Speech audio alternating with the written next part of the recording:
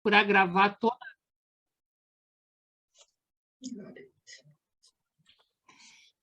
Muito bem, então vamos começar, né, o nosso ciclo de estudos aqui sobre a obra do Leon Denis, né?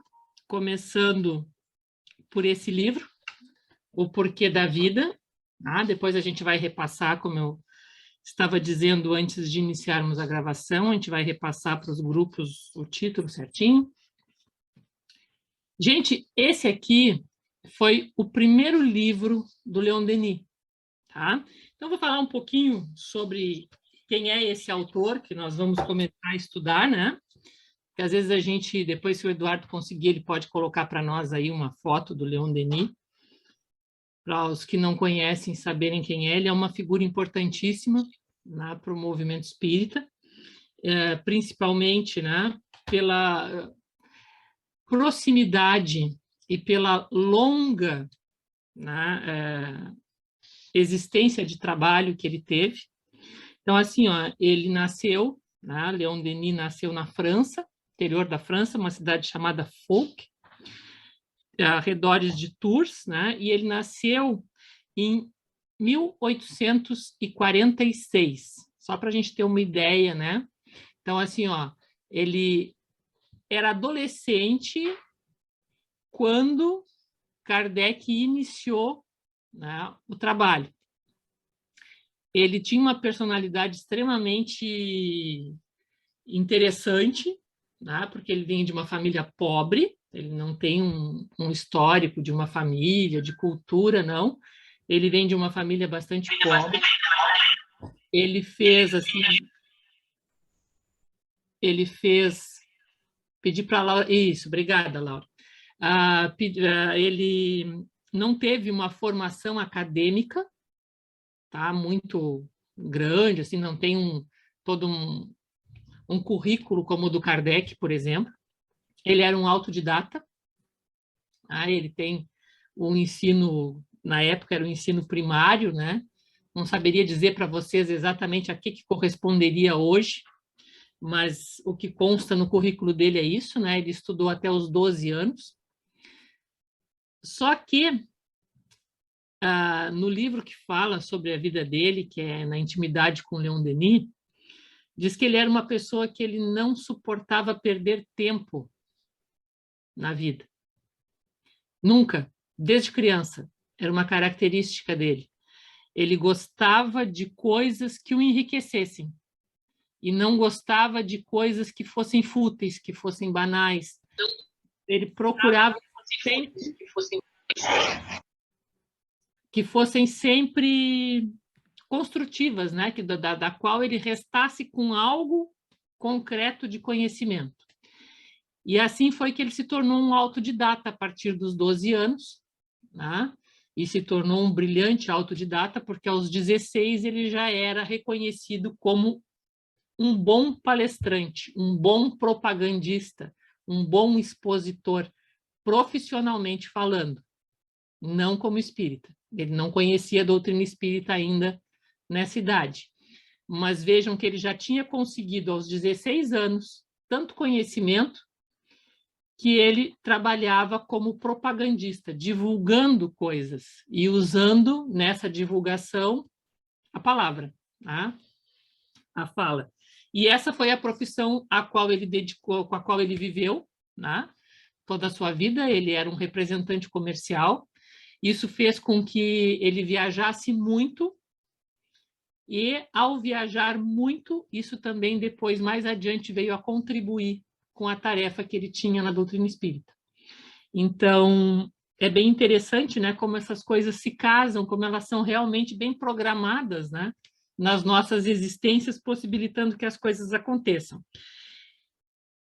Realmente, ele vai se envolver com o espiritismo a partir dos seus 18 anos, tá? Quando ele já estava com uma profissão estabelecida, né, já falei, né, como representante comercial, já começava a fazer suas viagens, já era conhecido como propagandista, e ele conhece a doutrina espírita.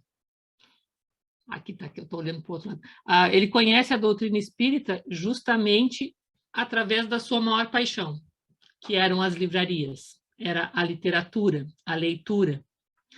Né? E em meio à procura de livros, numa livraria, ele encontra, quando tinha 18 anos, ele encontra o Livro dos Espíritos, nas suas primeiras publicações.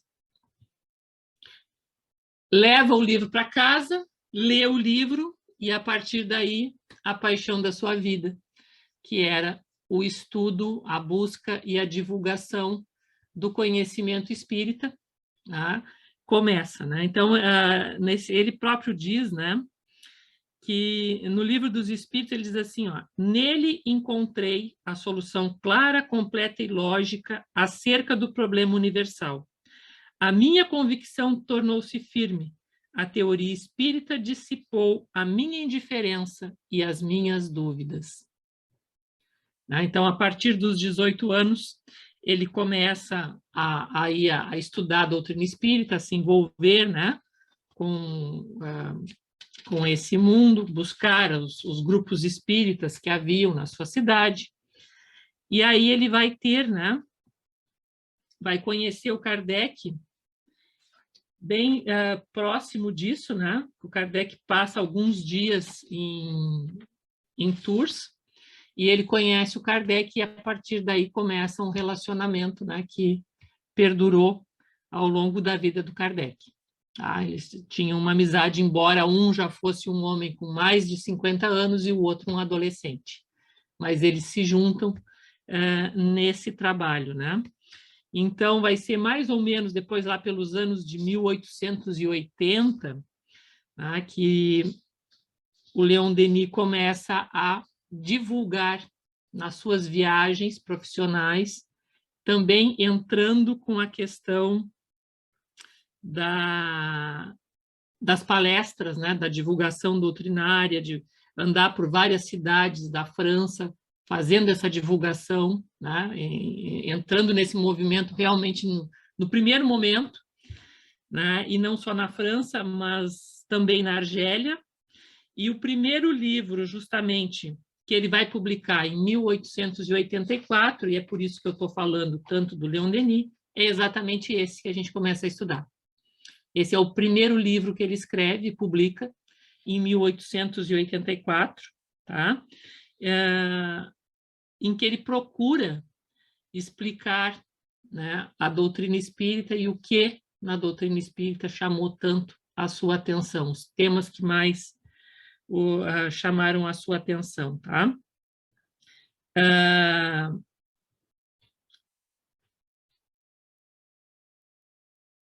Aliás, 1885, tá? E apenas em 2 anos, 3 anos antes, é que ele vai ter contato com aquele que era o seu mentor espiritual. Tá? Da mesma maneira que o Kardec, aliás, né, Leon Denis tinha mediunidade.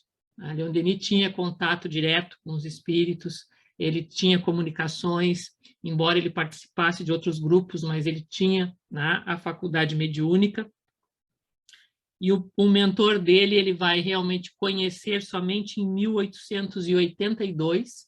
Então, depois que ele já estava há bastante tempo, né, envolvido com o trabalho e reconhecido e trabalhando muito seriamente, é que ele vai saber quem é que o auxiliava e ter esse contato com seu mentor espiritual. Estou dizendo isso porque muitas vezes as pessoas ficam muito ansiosas para saber quem é o seu mentor espiritual, como é que tem relacionamento com ele. Porque já estão há não sei quantos anos fazendo alguma coisa e ainda não sabem quem ele é. Isso é o normal, né? Isso que aconteceu com Leon Denis, de um mentor espiritual se revelar depois que nós já abraçamos o compromisso, e não antes, é que é a prática. Né? Esse é o comum. Né? Então, isso assim, chegar um espírito e dizer, olha, eu sou o fulano de tal, sou o teu mentor e tu tens uma tarefa a fazer comigo. Isso não acontece assim Isso acontece depois que a gente já está na tarefa. Né? Aí é que os mentores espirituais se apresentam, né?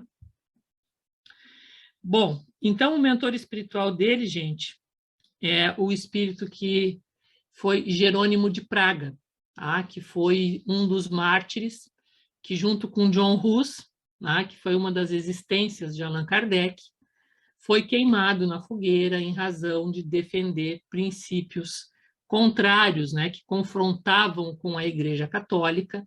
Então, eles foram, né, vítimas da Inquisição, e ambos, né, Jerônimo de Praga e John Hus, foram queimados vivos. Tá? No leste europeu, né, óbvio, tá dito Jerônimo de Praga, né? E essa história também ela é contada no livro Os Luminares Tchecos, do Conde Rochester. É um romance histórico muito interessante, que eu recomendo, tá? Porque a gente tem aí um conhecimento dessas duas figuras que elas vão ser muito importantes, né, para a doutrina espírita, que era Allan Kardec e o próprio Jerônimo de Praga, que depois vem a trabalhar em prol da doutrina espírita como mentor espiritual do Leon Denis. Tá? E quando o Jerônimo de Praga conversa com Leon Denis, ele diz para ele o seguinte, né? Vai, meu filho, pela estrada aberta diante de ti, caminharei atrás de ti para te sustentar. Tá? Ou seja, vai e faz o que é a tua parte, né? O que tu te comprometeu, o que é o tema do que a gente vai falar logo em seguida, o teu dever. Os mentores espirituais não o farão por nós, né? Eles nos sustentam, nos ajudam para que a gente o cumpra, né? E com Leon Denis não foi diferente, né? E ele era uma pessoa também que ele tinha uma saúde bastante frágil, tá? Ele tinha problemas muito relacionados à visão, ele acabou cego na sua existência, tá? Auxiliado por uma secretária, uma história parecida até com a da Amália Domingos Soler, que também era companheira de época deles, né? Mas também com problemas pulmonares, e ele temia essa saúde frágil, né? Quando teve essa conversa com Jerônimo de Praga, e o Jerônimo, que ele temia, né? De ter tanta coisa a fazer e a saúde fragilizada, ficou na dúvida, né? Qual dever era o mais importante? O dever da saúde dele, o dever que ele tinha a cumprir. E a resposta do Jerônimo de Praga foi a seguinte: coragem, a recompensa será mais bela. Né? Então, para a gente ir pensando, né, nesses tópicos do tema e do autor, né, por que ele escreve sobre isso no seu primeiro livro. O livro dele mais conhecido e de maior êxito até hoje é o livro Depois da Morte, né? O papel da da Primeira Guerra Mundial também teve uma grande relevância na vida dele, essa influência, né? Ele fala muito sobre isso nas suas obras. Foi um período em que ele ficou também muito mais gravemente enfermo e que veio as maiores dificuldades, né? Com problemas respiratórios e com a própria cegueira. E isso acaba, né, por levá-lo à morte muitos anos depois. Então ele convive com essas doenças, não é por um pouco tempo. Ele vai desencarnar em 12 de abril de 1927, tá? Decorrente de mais uma pneumonia. Ele teve várias nesse período. Então, eu tenho alguma afinidade com ele. Bom, gente, então, vamos lá. O tema apresentado ao autor, né? O primeiro tema desse livro trata sobre liberdade e dever. O texto é um texto curto, como todos os outros, e por isso eu resolvi trazer, né, mais algumas coisas, porque por essa característica, né, que eu enfatizei da personalidade dele, de não perder tempo, de ser um autodidata, assim como Kardec, ele também, né, espera que o seu leitor tenha algumas noções muito claras na fala dele. E algumas dessas noções vão envolver justamente os conceitos de liberdade, de determinismo e de dever. Tá? Então, até que ponto o dever pode tirar a minha liberdade? Uma ação que eu faço por dever é uma ação livre, tá? Essa ação, ela pode, eu posso dizer assim, não, ela não tem mérito porque não foi livremente escolhida, porque não foi livremente realizada. E até que ponto existe liberdade e até que ponto existe determinismo? Até que ponto realmente nós somos livres e a partir de que ponto o determinismo faz parte da vida? O que vocês acham, antes de mais nada, sobre isso? Vamos conversar um pouquinho. O que vocês ouvem, o que vocês pensam, antes da gente entrar nesses outros conceitos? Só para a gente... Sem pensar certo ou errado. A gente está estudando. O que é no pensamento de vocês?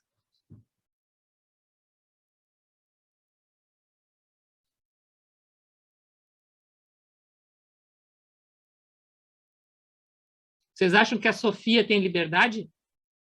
Por enquanto, não, Ana.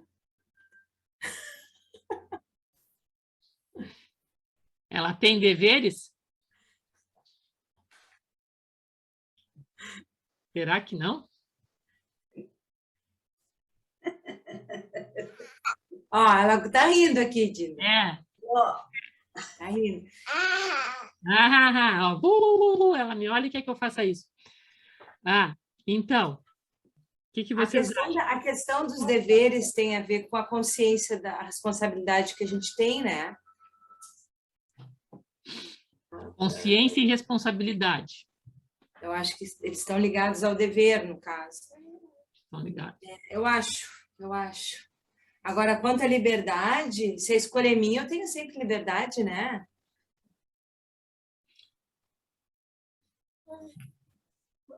Não? Não. Alguém mais diga alguma coisa? Eu não estou julgando nem corrigindo. Eu estou querendo conversar. Tá? Não tem certo ou errado. É como nós estamos entendendo as coisas nesse momento. Certo. E o determinismo seria a pessoa já vem um destino que é imutável? Seria isso a visão? O determinismo é isso. E a pergunta é: existe isso em alguma coisa na vida? Tu diz a gente fazer o que se propôs a fazer. Seria isso? Não, estou perguntando no geral. Tem alguma coisa que a gente possa dizer que existe determinismo? Isso é assim, assim, assim, assim. Acho que não, amiga. Não? Então tá. Mais alguém quer dizer alguma coisa? Concordam, discordam da Noeli, da Michele? Já pensaram sobre isso? Nunca pensaram? Como eu pensei... constrói na gente? Fala, Glória. Não, é que tu falaste também se uma coisa que fosse feita por dever se teria mérito, né? Uhum. Eu fiquei mais pensando nisso, né? E eu, na minha opinião, tem mérito. Pode ser que não tenha um mérito tanto valor quanto aquilo que não é feito por dever, como foi feito por uma vontade, mas não pode deixar de ter nenhum mérito só porque é um dever, porque a pessoa poderia não fazer. Olha, muito, muito interessante a colocação. Dever e mérito, coisas para a gente pensar. Dever, mérito, consciência, responsabilidade, determinismo que está sempre definido. Bom, então vamos lá.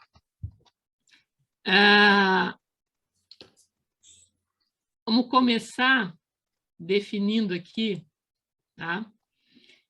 Determinismo e liberdade, tá? Vou repetir aqui alguns conceitos, tá? Que até estão no Livro dos Espíritos, só para a gente lembrar.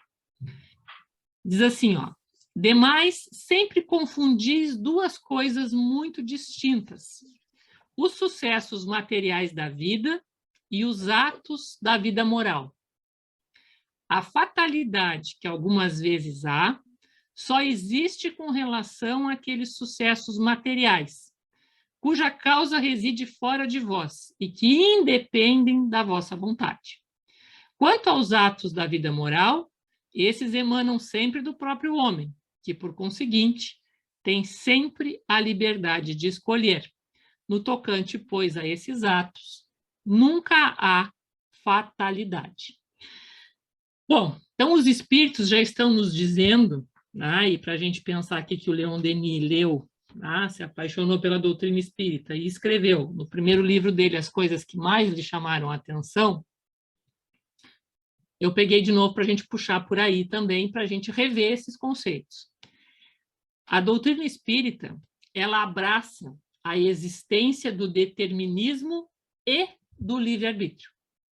Não é excludente um do outro, mas ela delimita muito bem qual é a área do determinismo e o campo do livre-arbítrio, o campo da liberdade.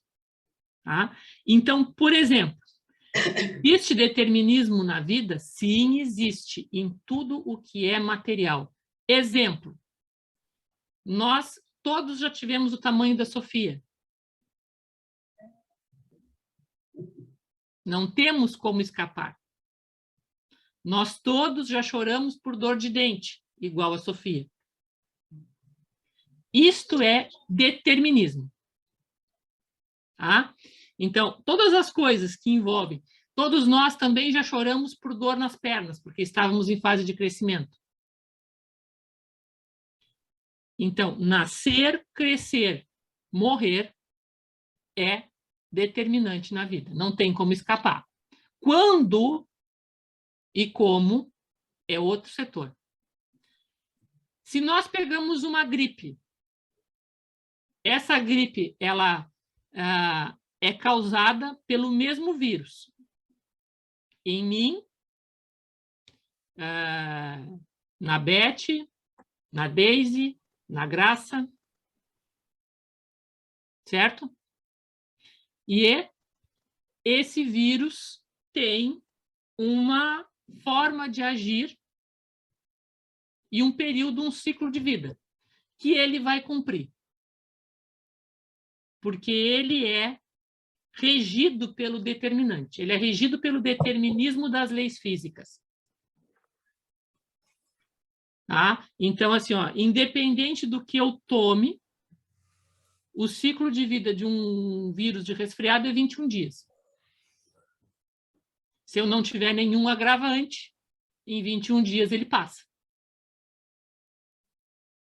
Tá? A mesma coisa, aquelas herpes, aquelas coisas. Eu posso botar todas as cores que eu quiser no rosto, do roxo ao cor-de-rosa, ao lilás, enfim. O ciclo de vida da herpes ali vai se cumprir até que passe. Se eu sou acometida por uma doença mais grave, que não tenha cura, tipo um câncer, eu posso prever os caminhos dele. E isso é determinante. Então, se eu tenho um tumor pequenininho, ele tem melhores chances de ser tratado do que um tumor muito grande. Se esse tumor é benigno, maravilha, excelente notícia. Se ele é maligno, eu já sei o que me espera. Uma doença difícil, um tratamento doloroso. E provavelmente possibilidades de morte por isso. Não muda, entenderam? Pode ter complicantes para uns ou para outros, mas a natureza daquilo que é material, é o que os espíritos dizem ali, né? Os sucessos materiais da vida e os atos morais são diferentes. Nos sucessos da vida material, há fatalidade. E os sucessos da vida material são simplesmente isso. A palavra sucessos, a gente tem uma visão equivocada de pensar, sucesso, né? Ganhou dinheiro, ficou famoso. Não, são ocorrências. A palavra simplesmente quer dizer isso, o que sucedeu, o que acontece, o que se passa, né? Então, o que se passa na vida material obedece à fatalidade. Tá? Então, uma fatalidade que é assim, ó, não tem discussão. Se eu tenho R$ 1.000 e eu gasto 1.200, eu estou devendo 200 e não tem discussão. Não vai acontecer nada diferente disso. Isso é algo que é determinismo. Tá escrito. Assim vai acontecer e assim será. Não tem coisas que façam fugir disso. E por que que isso é assim? Porque todos os fatores da vida material obedecem cegamente à lei natural. Não tem livre-arbítrio. Então, o cachorro vai gostar de osso? Sim, sempre, porque ele obedece ao instinto. E o instinto é, de uma certa forma, né, por uma das teorias que se tem, é a própria ação da lei natural na sua essência. Então, quando se obedece, tudo que está sujeito ao instinto, somente ao instinto, está obedecendo cegamente à lei natural no seu aspecto material. Tá? Já diferente, né? Na vida moral, entra a discussão da liberdade. Então, e na liberdade vai entrar a discussão do dever. Então, por exemplo, aconteceu comigo essa semana. Coloquei a mão no bolso num casaco no shopping e caiu R$ 10 no chão. Uma senhora veio me entregar.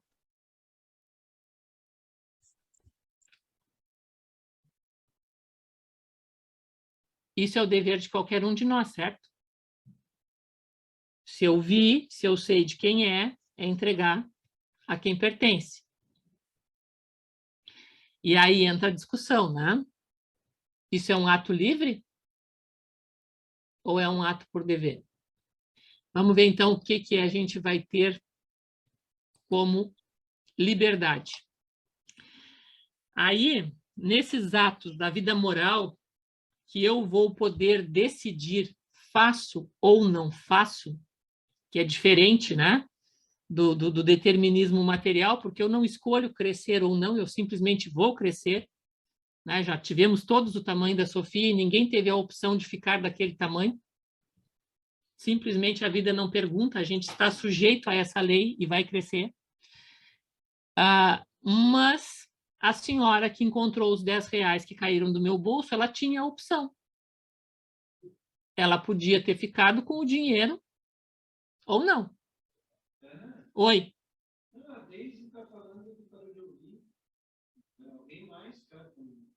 O Eduardo está me lembrando, me falando aqui que está com que alguém está com dificuldade de ouvir.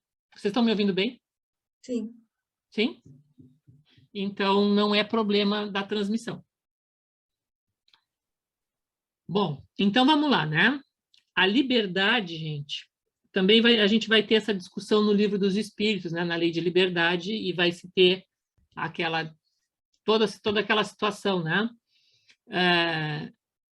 A gente tem uma liberdade exterior, que é a dos nossos atos, então a liberdade de ir e vir, a liberdade de escolher o que eu vou comer, são essas coisas que estão no nosso exterior, tá? Então, são externas. E existe uma outra autonomia, uma outra liberdade, que essa é a mais profunda, e essa é a que ele vai discutir, tá? Que é a liberdade da gente dispor de si mesmo. Tá? Então, a gente vai ter assim, ó, que a gente pode ter uns tipos de liberdade, que é pessoal, tá? Autonomia e independência. Né? Nesse caso, a gente está livre das coações, né? E das pressões que são colocadas quer pela sociedade, quer pelo Estado. Então, por exemplo,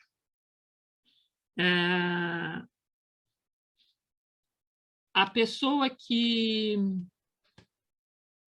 assume, vamos dar um exemplo, a pessoa que assume as suas questões publicamente de fatos que não são conhecidos dos outros. Por exemplo, né, a questão de assumir o gênero, da identidade de gênero, né, de assumir uma condição de homoafetividade, é algo que ela poderia muito bem esconder de todo mundo, ninguém ficar sabendo, né, e ela não se expor ao preconceito dos outros. O que é que essa pessoa precisa ter para, de fato, dizer, né, e agir para além desses preconceitos? Liberdade interior. Ela se liberta. Ela tem liberdade para... Estou nem aí para essas pressões, estou nem aí para o que a sociedade vai dizer, o que os outros vão dizer. Então, todas as vezes que a gente confronta os nossos próprios preconceitos, os preconceitos dos outros, nós estamos fazendo um exercício de liberdade. Tá? E estamos encontrando a nossa liberdade verdadeira, a liberdade interior. Né? Porque essa é a que algema o espírito. Essa é a que cria uma cela, né? Que cria um local de sofrimento, onde a pessoa pode ficar aprisionada e, de fato, perder a sua liberdade. Né? Porque a gente pode encontrar assim, exemplos tipo Está me faltando, me ajudem a lembrar o nome do líder sul-africano Mandela. Mandela. Tá? Mandela teve preso por 25 anos. No entanto, ele saiu de lá mentalmente saudável, com muito maior influência, transformou o carcereiro dele em amigo, tá?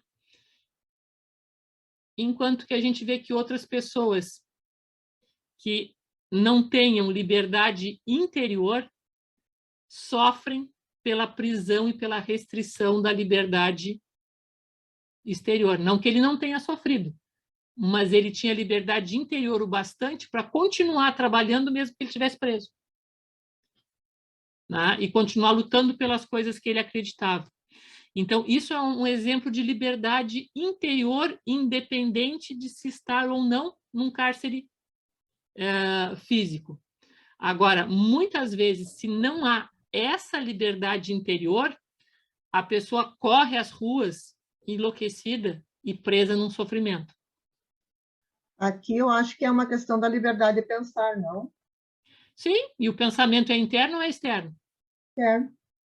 Então, tá? É a nossa liberdade interior. Agora, mesmo sendo o nosso fazendo parte da liberdade de pensamento, a gente tem que ver assim, ó, que tipo de pensamento, porque o pensamento pode me acorrentar, se eu não questionar e eu me mantenho vinculado a preconceitos, isso pode me causar muito mais prisão interna, tá?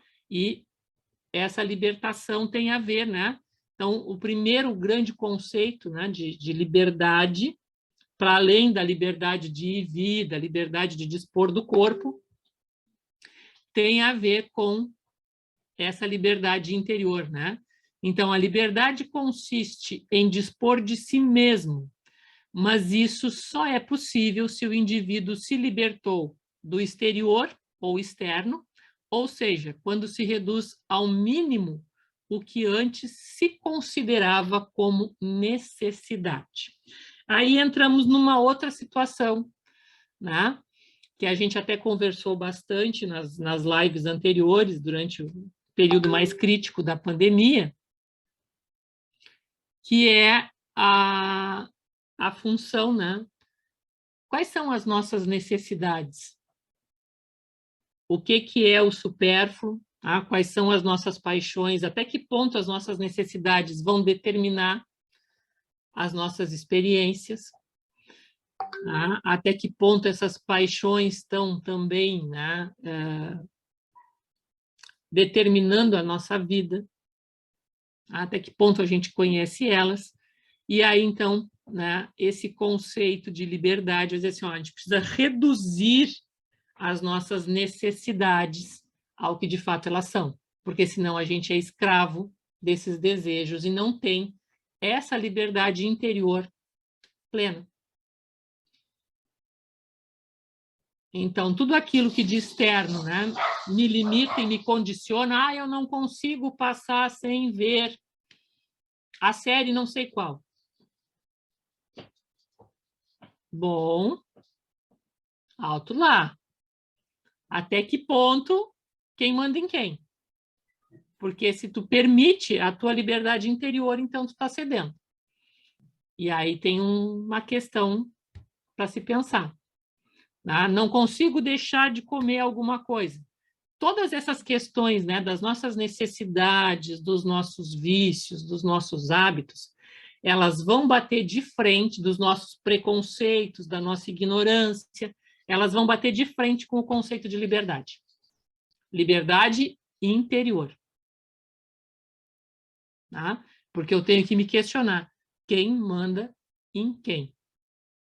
Tá? Se eu não sou capaz e se eu não sou livre internamente o bastante para usar minha vontade e determinar algo, esse algo manda em mim. Tá? Alguém ia falar alguma coisa? Não? Bom, aí a gente vai dizer assim, ó, que então temos dois tipos de ações. E aí a gente pode pensar na questão, né, envolvendo o livre-arbítrio, já ir pensando na questão do dever, para não me espichar muito mais. Questões involuntárias, tá? Que vão ser aquelas que são produzidas por ignorância ou porque eu sou obrigada a fazer. Então, eu faço porque não sabia, ou eu faço porque eu sou obrigada a fazer. Tipo, pagar imposto. Tá? Tipo, outras coisas que a gente, se não cumpre com se não tem essa ação, eu vou ter algo que vai me culpar ou que vai, de alguma forma, me punir. Vou pagar uma multa, né? Posso perder minha liberdade, eu vou ter, nessa minha ação, algum tipo de atitude externa que vai me obrigar a mudar.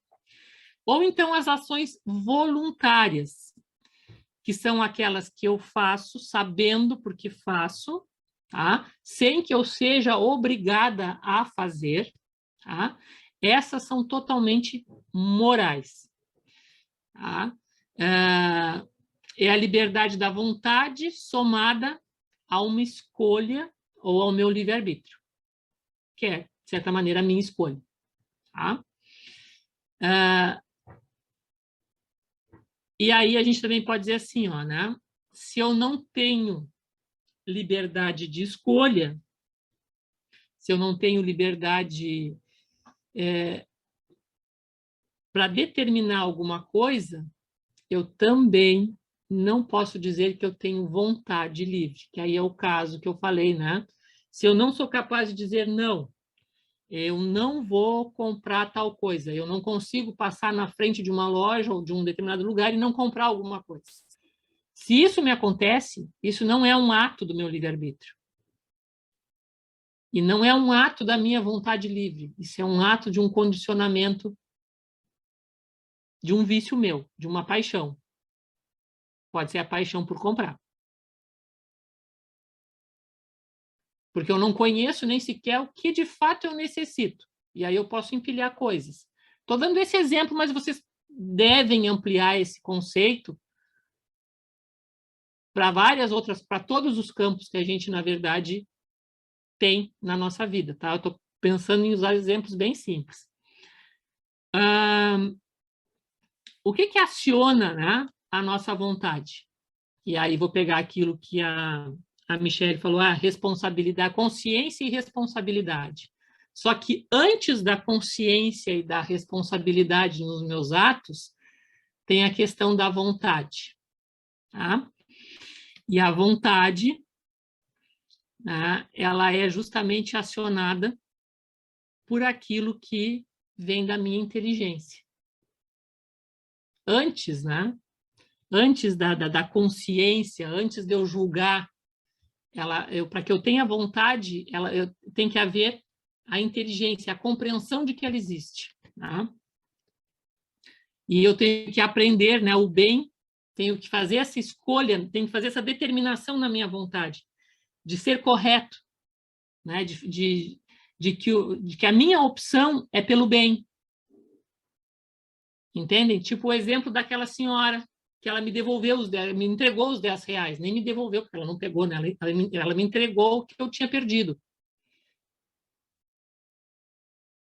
Ela não é o tipo de situação que é um dever que se cumpre, para juntar com o que a Glória tinha falado, é um dever que se cumpre, mas para o qual eu já não tenho mérito, porque eu estou fazendo simplesmente aquilo que eu anteriormente escolhi. Quando escolhi fazer o bem, eu escolhi esse tipo de ação, eu escolhi esse tipo de caminho.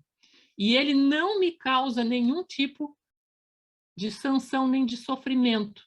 Ele é totalmente voluntário, ele é totalmente natural. Ele não me exige. Agora, se internamente aquela senhora enfrentou algum tipo de luta ou não, isso eu não sei. Talvez ela tenha olhado, 10 reais não vale a pena.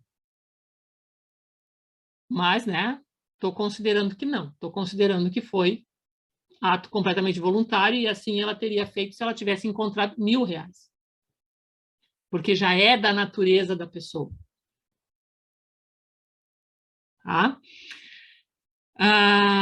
Aí, assim, o homem que conhece o bem não pode deixar de agir de acordo com ele. Não existe mais conflito naquilo que a gente conhece, naquela conduta que a gente já assumiu como o bem em nós, não existe conflito. Então, por exemplo, vamos pegar para a nossa seara. Eu já não tenho conflito em destinar minha tarde de sábado para a Sociedade de Vida, ou as minhas noites de terça, ou as de quinta, como eram antes, ou as de segunda. Não tenho conflito com isso. Mas pode que quem esteja começando, ou em outra situação, ainda tenha conflito.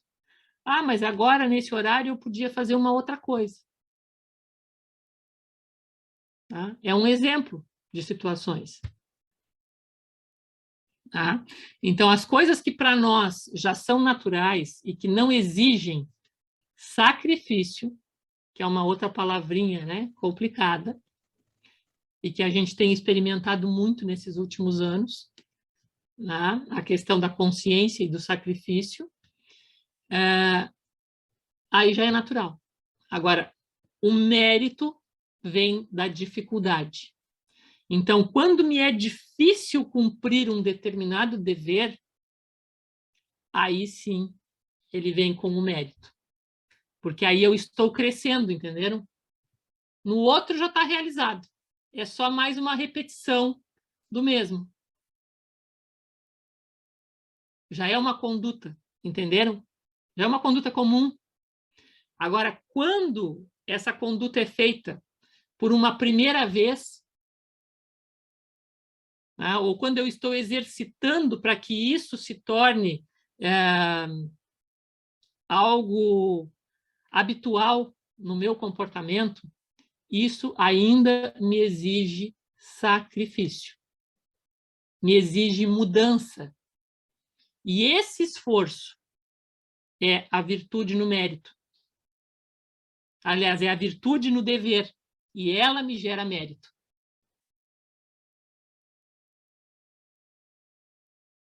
Está dando para entender? Tá? Então, aí é que entra toda essa discussão, né? Então, o livre-arbítrio ele pode ser usado tanto para o bem quanto para o mal, e aí eu posso, né, mesmo deixar de descumprir os meus deveres? E aí eu entro para o lado de fazer a escolha do mal. Então, vamos lá, eu largo os meus compromissos de mão, eu vou bagunçar geral, e isso vai me trazer consequências óbvias para mim mesmo. Tá? Tranquilo até aqui, gente?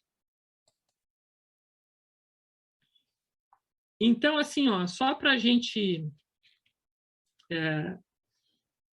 ir fechando, vamos ver, né, que a gente tem, assim, ó, filosoficamente falando, né, que o dever, ele diz assim, é definido, bem rudimentarmente, né, como uma ação moralmente necessária ou obrigatória. Tá?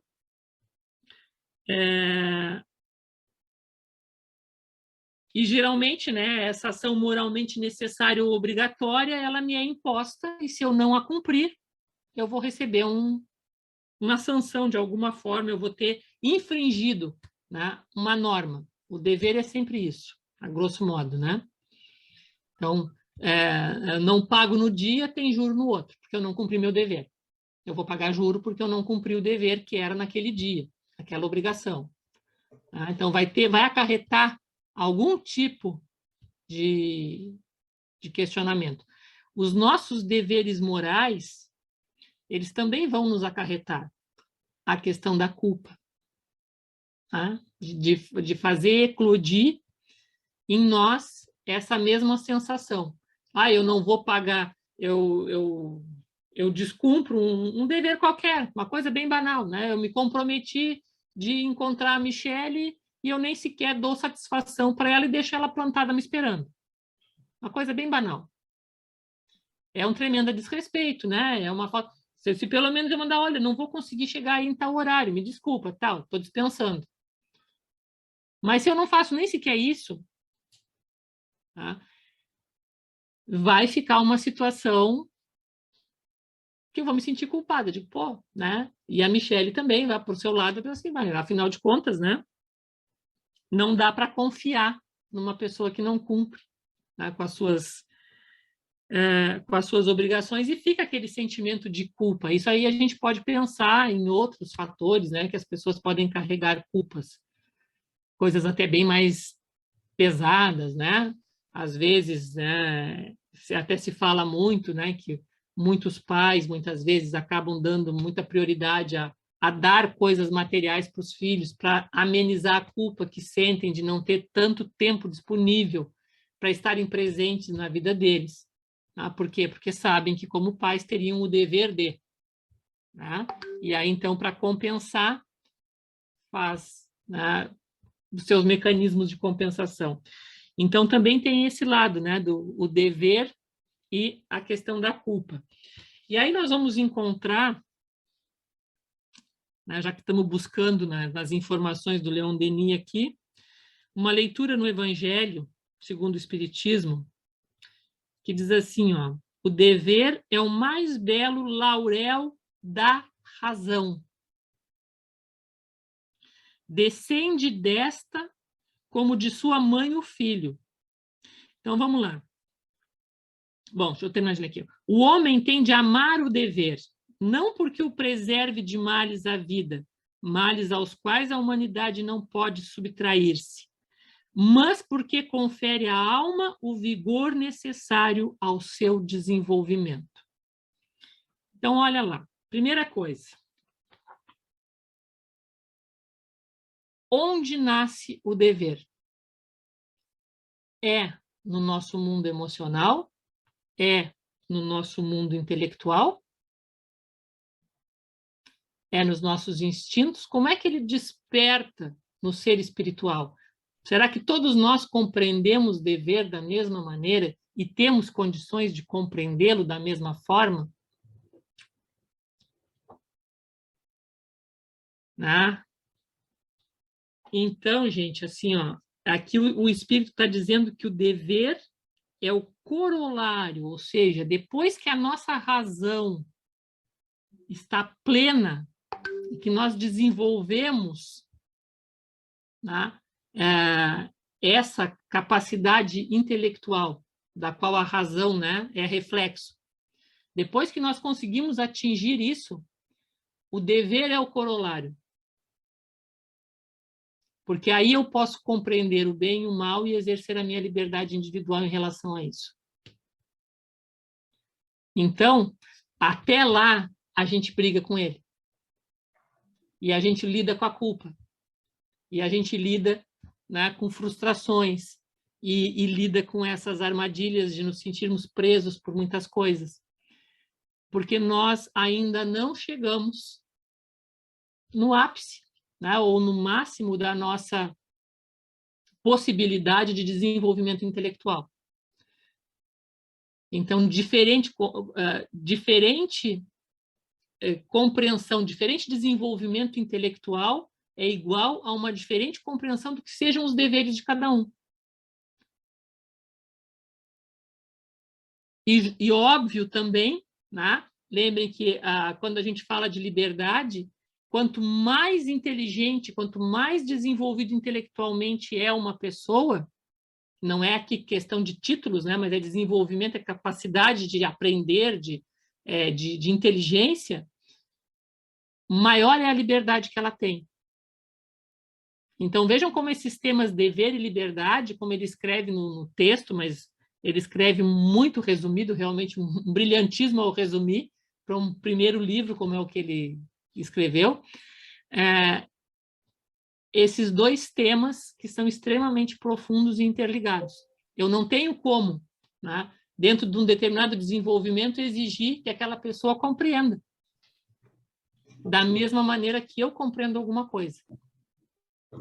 Assim como nós também, outra pessoa pode nos olhar e dizer, mas como assim que ela não está entendendo que isso é um dever dela? Não estou entendendo.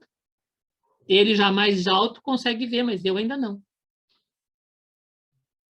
Por isso, assim, até a questão também do exemplo do mentor espiritual do Leon Denis. Ele estava com medo, e o mentor espiritual, olhando de mais longe, disse, vai, vai que eu vou atrás. Mas primeiro vai tu. Quem tem que desenvolver e quem tem que travar essa luta é tu, vai na frente. Eu vou atrás, te dou suporte. Tá? Então, é lá, né? É quando a gente consegue entender, né? Ter esse... É o mais belo laurel da razão. Então, o dever, ele está colocado na nossa razão, tá? Na nossa parte intelectual. O homem tem de amar o dever, não porque o preserve de males à vida, males aos quais a humanidade não pode subtrair-se, mas porque confere à alma o vigor necessário ao seu desenvolvimento. Porque é essa luta. Tá? E nessa luta a gente se fortalece. Nessa luta a gente desenvolve mais liberdade interior, muitas vezes, para cumprir com um dever pessoal, em alguns casos, de se afrontar a alguma situação, né? Para se autoafirmar, por exemplo, né? E em todos os casos, né? A gente vai ter esse embate interior aí que vai nos fortalecer. Para encerrar, então, para a gente poder conversar um pouquinho, a partezinha do texto dele mesmo aqui, tá? Porque, como ele diz no texto, ele diz assim, há muito tempo refleti, meditei sobre os problemas da vida e da morte, com perseverança sondei esses abismos profundos. E aí ele conseguiu resumir essa luta que é o dever e a liberdade, né? Nesse texto, com poucas frases. E aí ele diz, aqui no final, ele fala assim, ó, uma transformação imensa se opera no seio das sociedades humanas. Depois de estarem submetidos durante uma longa série de séculos ao princípio da autoridade, os povos aspiram cada vez mais à liberdade e querem dirigir-se por si próprios. Então, isso é uma clara referência a um período histórico em que as monarquias estavam caindo e estavam emergindo as repúblicas e a democracia, né? Então, caía um regime sobre o qual todo mundo vivia sob um dever, que era um dever de obrigação, de coação, né? Para passar a viver e querer viver num regime de liberdade. E num regime de liberdade onde o dever entra nessa luta, né? Em que eu vou cumpri-lo por consciência. E naqueles que vão exigir sacrifício, vai ser o sacrifício que vai me trazer um mérito. Tá? Então, ao mesmo tempo que as instituições políticas e sociais se modificam, os cultos são esquecidos. Então, também é um período, né, em que o materialismo, em que a questão das religiões instituídas entrava em queda, tá? Em franca queda. Kardec também escreve sobre isso. Existe nisso ainda uma das consequências da liberdade em sua aplicação às coisas do pensamento e da consciência. A liberdade, em todos os seus domínios, tende a subtrair-se à coação e à autoridade, a guiar as nações para horizontes novos. Por isso, com o tempo, o dever vai se sumir da nossa vida, né? E a gente vai agir naturalmente, sem esse conflito. O direito de alguns tornou-se o direito de todos, mas para que o direito soberano seja conforme com a justiça e produza seus frutos, é necessário que o conhecimento das leis morais venha a regular o seu exercício. Para que a liberdade seja fecunda, para que ofereça às obras humanas uma base segura e duradoura, deve ser aureolada pela luz, pela sabedoria e pela verdade. A liberdade para homens ignorantes e viciosos não será como uma arma poderosa entre as mãos de uma criança? A arma, nesse caso, volta-se muitas vezes contra aquele que a traz e o fere, que é a luta, né? É essa luta, essa liberdade, ela traz essa luta para nós, que ainda vivemos a braço com as nossas ignorâncias, e a liberdade nos traz essa luta com o dever, com a noção do dever, né? Para que algum dia a gente consiga chegar lá, né, de colocar essa coroa na cabeça e dizer não é mais dever, agora é natural. Mas até lá a gente vai lutando. Então tá, pessoal, o que eu tinha aqui desse resumo, porque o texto dele, como eu falei, assim, ó, é muito enxuto, é um texto que a gente tem que pensar, para não ficar achando que ele é banal. Porque ele não é. A gente tem que dar uma situada na situação dele. Comentários? O que você